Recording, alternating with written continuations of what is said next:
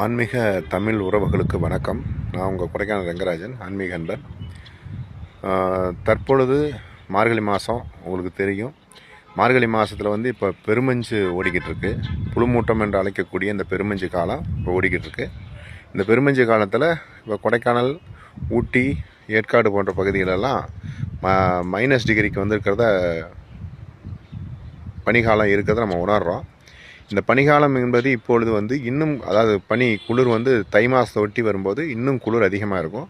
விவசாயம் சார்ந்த நிலங்கள், விவசாயம் சார்ந்த பாதுகாப்புகளை விவசாயிகள் நாட்டுப்புற பகுதியிலும் சரி, மலைப்பகுதியிலும் சரி, இந்த பனி அதிகரிக்கும். அதாவது இன்னும் மைனஸுக்கு, அதாவது 0 டிகிரிக்கு வந்ததுன்னு கொடைக்கானலில் பார்த்துருப்பீங்க. இனி மைனஸ் போக வாய்ப்பு இருக்குது.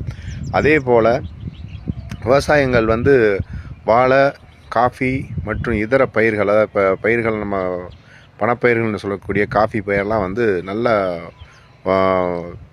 உயர்வான ஒரு விளைச்சல் கிடைச்சி விவசாயிகள் வளம் கொளிக்கிறதுக்கு வாய்ப்பு இருக்குது. காய்கறி பயிர்களாக விளையாற்றம் வரும்.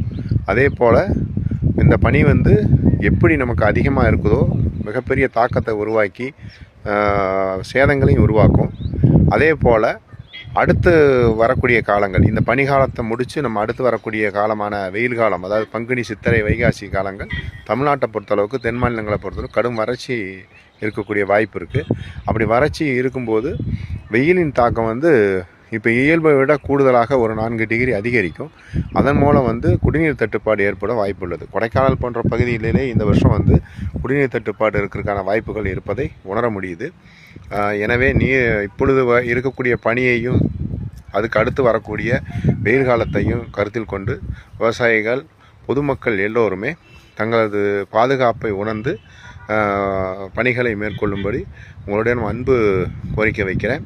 கடுமையான வெயிலை நம்ம சந்திக்க இருப்போம் வர்ற பங்குனி, சித்திரை, வைகாசியில். ஏன்னா நீர் பற்றாக்குறை அதிகமாக இருக்கிறதுக்கான வாய்ப்புகள் இருக்குது. கிரகங்கள் சூழ்நிலையும் அதை சார்ந்து நமக்கு உணர்த்துது. எனவே அந்த பயிர்கள் சார்ந்த விஷயத்தில் கண்ணும் கருத்தும் பாருங்க.